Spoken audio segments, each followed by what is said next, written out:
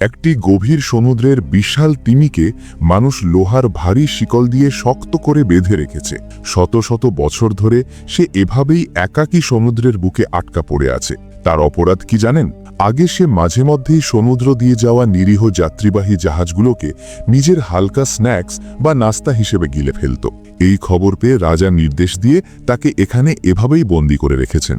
এই বিশাল তিমিটি এখন সারা দিন নিজের এই ভুলের জন্য অনুশোচনা করে আর সৃষ্টিকর্তার কাছে প্রার্থনা করে কেউ যেন এসে তাকে এই নির্মম বন্দিদশা থেকে চিরতরে মুক্ত করে দেয়। অবশেষে একদিন তার দেখা হয় আমাদের গল্পের নায়ক জনি এবং একটি জাদুকরী ছোট গাধার সাথে। তারা এই বিশাল তিনে বুক ফাটা কষ্ট আর চোখের জল কোনোভাবেই সহ্য করতে না পেরে তাকে সাহায্য করার চূড়ান্ত সিদ্ধান্ত নেয়। জনি সেই ছোট গাধাটার পিঠে চড়ে সোজা তিমির বিশাল নাকের ফুটো দিয়ে ভেতরে ঢুকে যায়। একদম নাকের গভীরে পৌঁছানোর পর গাধাটি তার ডানা দিয়ে তিমির নাকের ভেতর অনবরত সুরসুরি দিতে শুরু করে।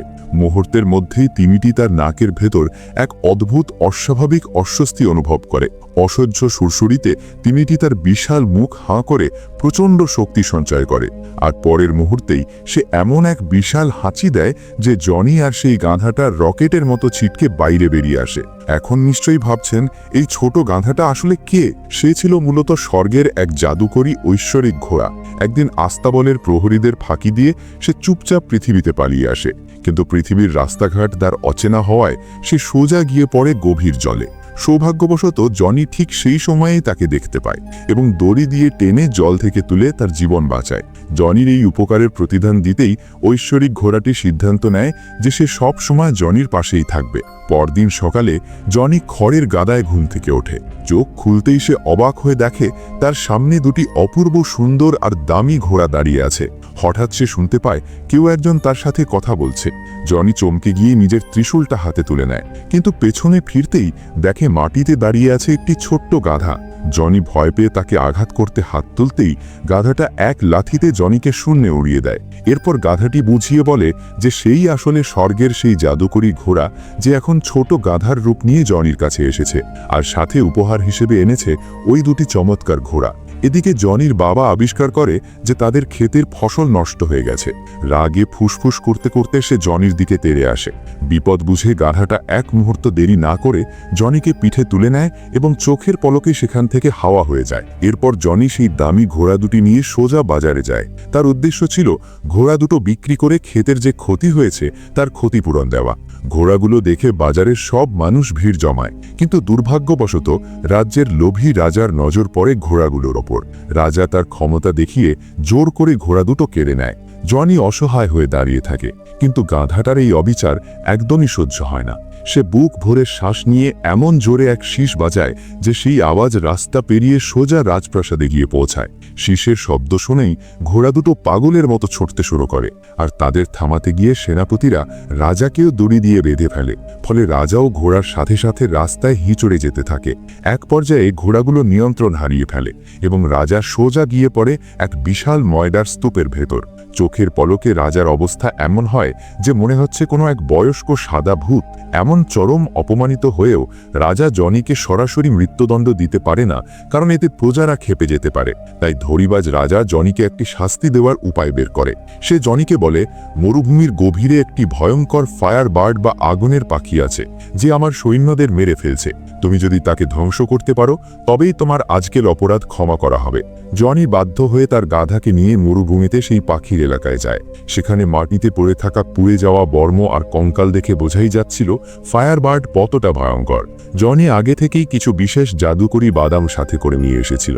প্রচলিত আছে এই বাদাম খেলে ফায়ার বার্ডের শরীরের সব শক্তি নিস্তেজ হয়ে যায়। টানা ৪৯ ঘন্টা অপেক্ষা করার পর হঠাৎ বালুর নিচে লাল আলো জ্বলে ওঠে। এরপর মাটি ফুঁড়ে বিশাল এক জিনিস বেরিয়ে আসে। জনি আর গাধা অবাক হয়ে দেখে এটা কোনো সাধারণ ফায়ার বার্ড নয়, বরং ১০,০০০ বছর পুরনো এক ফিনিক্স পাখি। ফিনিক্স ডানা ঝাপটে আকাশে উড়ে যায়। ফিনিক্স নিচে নেমে এসে মাটিতে থাকা খাবারগুলো দেখতে পায়। সে অত্যন্ত রাজকীয় ভঙ্গিতে একটি একটি করে বাদাম শূন্যে ছুঁড়ে মারে এবং বড় মুখ করে সেগুলো গিলে ফেলতে থাকে। বেশ কয়েকটা বাদাম খাওয়ার পরই ফিনিক্সের শরীরে ক্লান্তি নেমে আসে। সে আর সোজা হয়ে দাঁড়াতে পারে না, কিন্তু সে বুঝতে পারে না যে এগুলো সাধারণ বাদাম নয়। শেষ বাদামটা মুখে দেওয়ার পর মুহূর্তেই সে অজ্ঞান হয়ে মাটিতে লুটিয়ে পড়ে।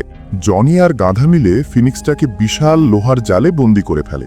জনি প্রথমে ভেবেছিল একে রাজার কাছে নিয়ে যাবে, কিন্তু ফিনিক্সের অসহায় অবস্থা দেখে তার মায়া হয়। সে লোহার জালটি টেনে খুলে দেয়। মুক্ত হয়ে ফিনিক্স পাখিটি কৃতজ্ঞতায় মাথা নাড়ে এবং আকাশে উড়ে যাওয়ার আগে জনিকে নিজের একটি জ্বলন্ত পালক উপহার দেয়। এই পালকটি জনিকে যে কোনো বিপদে রক্ষা করবে। খালি হাতে বাড়ি ফেরার অপরাধে রাজা জনিকে সোজা গিলোটিনে তোলার নির্দেশ দেয়। জনি নিজেকে নির্দোষ প্রমাণ করতে সেই ফিনিক্সের পালকটি বের করে, কিন্তু আশ্চর্যের বিষয় পালকটির কোনো আলো বা জাদু কাজ করে না। উপস্থিত সবাই জনিকে নিয়ে হাসাহাসি শুরু করে। রাজা চরম অপমানিত বোধ করে জল্লাদকে নির্দেশ দেয় মাথা কেটে ফেলতে। জল্লাদ যখনই তার বিশাল তলোয়ার ওঠায়, ঠিক সেই মুহূর্তে জনির হাতের পালকটি দাউ দাউ করে জ্বলে ওঠে। সবাই আকাশের দিকে তাকিয়ে দেখে স্বয়ং ফিনিক্স পাখি জনির বিপদ বুঝতে পেরে আকাশ থেকে নেমে আসছে। ফিনিক্স শহরের সবচেয়ে উঁচু টাওয়ারে বসে তার উষ্ণ আলো দিয়ে পুরো শহরকে আলোকিত করে দেয়। এবার সবাই জনির কথাই বিশ্বাস করে এবং রাজার বিরুদ্ধে গিয়ে জনিকে পুরস্কৃত করার দাবি জানায়। রাজা বাধ্য হয়ে হাসিমুখে মেনে নিলেও ভেতরে ভেতরে সে রাগে ফুঁসতে থাকে। কিছুদিন পর রাজা জনিকে আরও একটি অসম্ভব মিশন দেয়। এবার তাকে যেতে হবে বরফে ঢাকা তুষার পর্বতের চূড়ায় এবং সেখানে ঘুমিয়ে থাকা বরফ কন্যা বা আইস প্রিন্সেসকে তুলে এনে রাজার হাতে তুলে দিতে হবে। রাজা জানতো এই বরফের রাস্তা কতটা ভয়ঙ্কর। সে নিশ্চিত ছিল জনি এই যাত্রায় মারা পড়বেই, কিন্তু তার জানা ছিল না যে জনির কাছে সুপার কার স্পিডের জাদুকরী গাধা আছে। খুব দ্রুত তারা বরফ পর্বতের চূড়ায় পৌঁছে যায়, কিন্তু সেখানে বিশাল এক বরফের দরজা তাদের পথ আটকে দেয়। জনি যখন চিন্তায় ঘামছে, তখন ফিনিক্সের পালকটি নিজে থেকেই জ্বলে উঠে বাতাসে ভাসতে ভাসতে বরফের দরজার ভেতর ঢুকে যায়। মুহূর্তের মধ্যে বরফের দরজা গলে বিশাল জলের স্রোত তৈরি হয়। সেই স্রোতের ধাক্কায় বেচারা গাধাটি ছিটকে গিয়ে সোজা পাহাড়ের খাদে পড়ে যায় এবং পুরোপুরি বরফের এক বড় চাকার মতো জমে যায়। অন্যদিকে জনি সাবধানে রাজপ্রাসাদে ঢুকে দেখে সেখানে অসংখ্য রাজকন্যা ঘুমিয়ে আছে। জনি যখন আসল রাজকন্যাকে খুঁজছিল, তখন ফিনিক্সের পালকটি গিয়ে আসল রাজকন্যাকে জাগিয়ে দেয়। কিন্তু রাজকন্যা যখন জানতে পারে যে এক বুড়ো রাজা তাকে বিয়ে করতে চায়, সে রেগে গিয়ে বলে, আমি মরে যাব, তবু ওই বুড়োর কাছে যাব না। এই বলে সে সোজা 1000 ফুটের গভীর খাদে লাফ দেয়। জনিও তাকে বাঁচাতে পেছন পেছন লাফ দেয়। মাঝ আকাশে রাজকন্যার প্যারাশুট ড্রেস খুলে যায়। ঠিক সেই মুহূর্তে বরফ থেকে মুক্ত হয়ে গাধাটি উড়ে আসে এবং দুজনকে পিঠে নিয়ে নিশ্চিত মৃত্যুর হাত থেকে বাঁচায়। জনি রাজকন্যাকে নিয়ে রাজপ্রাসাদে ফিরে আসে, কিন্তু রাজকন্যা রাজাকে বিয়ে করতে অস্বীকার করে বলে, আমার দাদির হার্ট অফ দ্য ওশান আংটি ছাড়া আমি বিয়ে করব না। রাজা খোঁজ নিয়ে জানতে পারে সেই আংটিটি এক বিশাল সামুদ্রিক তিমি গিলে ফেলেছিল। রাজা আবারও জনিকে ডাকে এবং সেই আংটি খুঁজে আনার নির্দেশ দেয়। পরদিন জনি আর তার গাধা সমুদ্রের সেই নির্দিষ্ট জায়গায় পৌঁছায়। হঠাৎ একদল সামুদ্রিক গাংচিল জনিকে ধাক্কা মেরে সাগরের গভীরে ফেলে দেয়। জলের নিচে গিয়ে জনি দেখতে পায় বিশাল বিশাল লোহার শিকল। সে যখন জলের ওপরে আসার চেষ্টা করছে, তখন এক বিশাল ঢেউ তাকে ডুবিয়ে দিতে নেয়, কিন্তু গাধাটি সময় মতো তাকে টেনে তোলে। তারা আবিষ্কার করে এই শিকলগুলো দিয়ে আসলে সেই বিশাল তিমিকে আটকে রাখা হয়েছে। শত বছর ধরে আটকে থেকে তিমির পিঠের ওপর বিশাল দ্বীপ আর গাছপালা গজিয়ে গেছে। তিমিটি জনিকে দেখে কষ্টের এক ফোঁটা চোখের জল ফেলে। জনি বুঝতে পারে তিমিটি তার কাছে মুক্তি চাইছে। এরপর জনি আর গাধা মিলে প্ল্যান করে তিমির নাকের ভেতর ঢুকে আর গাধা ডানা দিয়ে সুরসুরি দিয়ে তিমিকে দিয়ে বিশাল এক হাঁচি দেওয়ায়। হাঁচির প্রচণ্ড শক্তিতে সব শিকল টুকরো টুকরো হয়ে যায়। মুক্ত হয়ে তিমিটি আগে গিলে ফেলা সব জাহাজ উগড়ে দেয় এবং গভীর সমুদ্রে আনন্দে সাঁতার কাটতে শুরু করে। কৃতজ্ঞতা স্বরূপ তিমিটি তার কাঁকড়া দিয়ে সমুদ্রের তলদেশ থেকে সেই হার্ট অব দ্য ওশেন আংটিটি জনির কাছে পাঠিয়ে দেয়। কিন্তু আংটি পেয়ে জনি মোটেও খুশি হয় না, কারণ সে নিজেও রাজকন্যার প্রেমে পড়ে গিয়েছিল। সে বুঝতে পারে এই আংটি পেলে রাজকন্যাকে বাধ্য হয়ে রাজাকে বিয়ে করতে হবে। তাই জনি রাতে লুকিয়ে রাজপ্রাসাদে যায় রাজকন্যাকে নিয়ে পালিয়ে যাওয়ার জন্য। কিন্তু দুর্ভাগ্যবশত পাহারাদার মন্ত্রী তাদের দেখে ফেলে। জনি রাজকন্যাকে আংটি দিয়ে বিয়ের প্রস্তাব দেওয়ার আগেই সৈন্যরা দরজা ভেঙে ঘরে ঢোকে। রাজা বন্দুক দিয়ে গাধাটিকে গুলি করে। রক্তাক্ত গাধাটি ছাদ থেকে নিচে পড়ে যায় এবং জনিকে বন্দী করা হয়। জনিকে বাঁচাতে রাজকন্যা রাজাকে অমরত্বের রহস্য জানানোর প্রস্তাব দেয়, কিন্তু ধূর্ত রাজা তা বিশ্বাস করে না। তখন মন্ত্রী রাজাকে এক শয়তানি বুদ্ধি দেয়। পরদিন সকালে রাজপ্রাসাদের সামনে বিশাল জনতার ভিড়। 3টি বিশাল কড়াই আনা হয়। প্রথমটিতে টকবক করে ফোটা গরম জল, দ্বিতীয়টিতে হাড় কাঁপানো বরফ জল এবং তৃতীয়টিতে ফুটন্ত গরম দুধ। নিয়ম হলো এই 3টি কড়াইয়ের ভেতর দিয়ে যে বেঁচে ফিরবে সে অমরত্ব লাভ করবে। রাজা নিজে ভয় পেয়ে জনিকে দিয়ে প্রথমে পরীক্ষা করার সিদ্ধান্ত নেয়। রাজা ধাক্কা দিয়ে জনিকে ফুটন্ত গরম জলের কড়াইয়ে ফেলে দেয়। ঠিক সেই মুহূর্তে রাজকন্যা আংটিটি কড়াইয়ে ছুঁড়ে মারে।